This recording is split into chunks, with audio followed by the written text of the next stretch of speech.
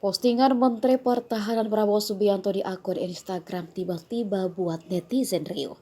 Rupanya unggahan itu adalah ucapan selamat ulang tahun untuk mantan istrinya Siti Hediati Haryadi atau yang lebih dikenal Titi Soeharto yang juga anak dari Soeharto. Prabowo memposting foto estetik berlatar hitam putih bersama mantan istrinya dan anak sematawayangnya Ragowo Hadi Prasetyo atau kerap disapa Mas Didit. Titik Soeharto baru saja berulang tahun pada 14 April 2023 yang memasuki usia ke-64 tahun. Postingan foto yang diunggah Prabowo pun dibanjiri oleh ribuan komentar warganet yang turut mengucapkan selamat ulang tahun kepada Titi, serta ada pula yang takjub akan hasil foto estetik yang diunggah Prabowo.